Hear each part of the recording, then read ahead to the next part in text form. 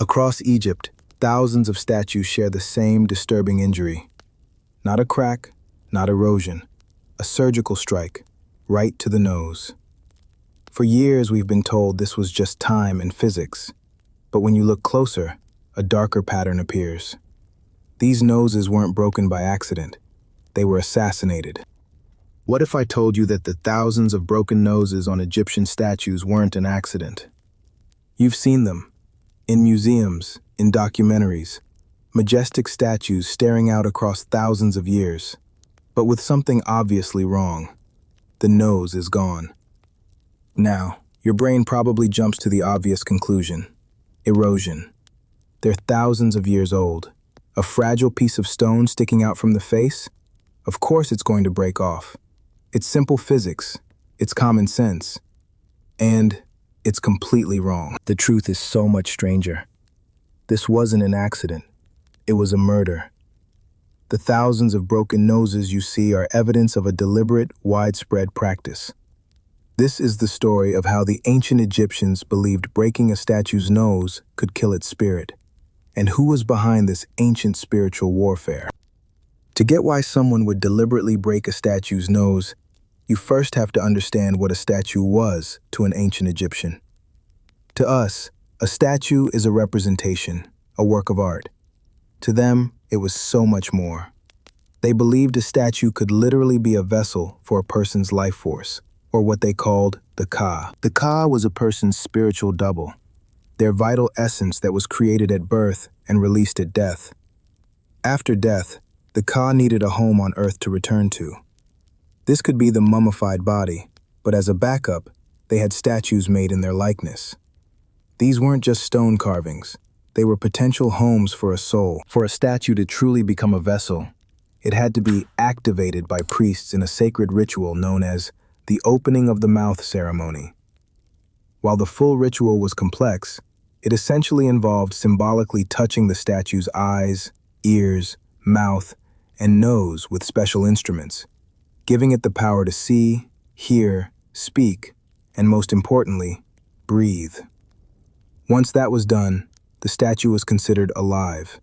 It became a conduit between the earthly and the divine, a place where the living could communicate with gods or their departed loved ones. So, if a statue was considered a living thing, then damaging it wasn't just vandalism, it was an assault. If you wanted to neutralize the power of one of these living statues, you couldn't just knock it over. You had to kill it. And the most efficient way to do that was to stop it from breathing. The nose was seen as the conduit for the breath of life. Smash the nose, and you essentially suffocate the spirit inside. According to Edward Bleiberg, a senior curator of Egyptian art at the Brooklyn Museum, who has studied this phenomenon extensively, this act of iconoclasm, the deliberate destruction of images, was meant to deactivate an image's strength. The damaged part of the body is no longer able to do its job. A broken nose was a targeted attack designed to sever the statue's connection to the spirit world. It was a form of spiritual murder, but the nose wasn't the only target. The patterns of damage are too consistent to be accidental. If you wanted to stop a statue from hearing your prayers, you'd hammer off its ears. If you wanted to prevent a figure from making offerings to the gods, you'd destroy its left arm. Want to stop a god from receiving those offerings? You'd destroy the right arm. This was clearly a calculated and widespread practice. So, who were these ancient iconoclasts? Their motives ranged from simple greed to high-stakes politics and religious fervor. We can basically break them down into three main groups. First up, we have the criminals, tomb robbers. When thieves broke into a tomb, they weren't just after gold. They were stepping into a sacred space protected by the spirit of the deceased. Ancient texts are full of curses and dire warnings against anyone who would desecrate a tomb. The robbers, who shared these beliefs, were terrified of the spirit whose home they were invading. To protect themselves, they would kill the statues inside. By smashing the nose, they believed they were stopping the deceased's Ka from seeking revenge. It was a practical, if brutal, act of self-preservation. Our second group of suspects are the rivals, the pharaohs themselves. In ancient Egypt, History wasn't a fixed record of the past. It was a fluid story that could be rewritten to serve the present. A new pharaoh often wanted to erase the memory of a predecessor, either to legitimize their own rule or to distance themselves from a controversial reign. The most direct way to erase someone was to destroy their images. A famous example is Hatshepsut, one of history's most powerful female pharaohs, who ruled for approximately 22 years. After her death, her successor, Thutmose III, launched a campaign to wipe her from the record, likely to secure his own family's claim to the throne.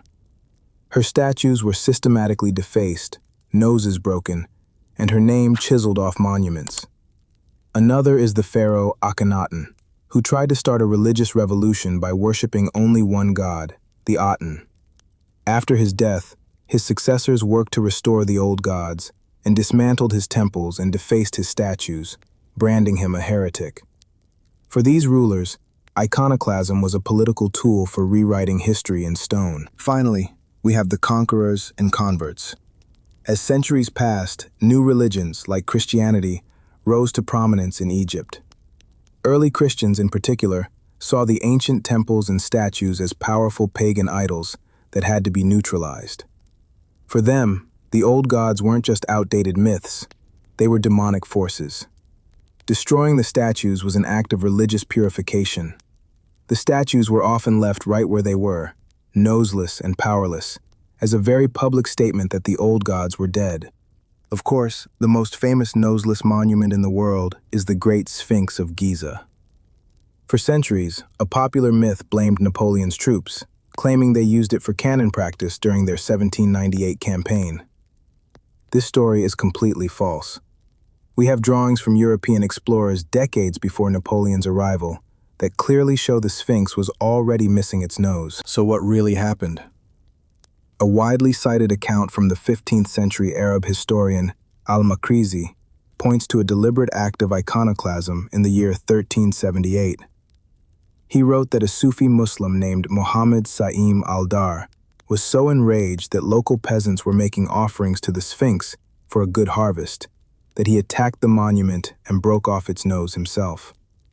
While this is a very old and specific account, it's important to remember it's a historical claim, not definitively proven fact. The story might go even deeper. Some early European descriptions of the Sphinx noted its features as being distinctly African. This has led to a contentious and complex debate among scholars. Was some of the damage, whether ancient or more recent, part of a broader effort to distance ancient Egypt from its African roots? It's a highly debated topic with significant disagreement, but it shows that defacing a statue is always an act of power, an attempt to control a narrative.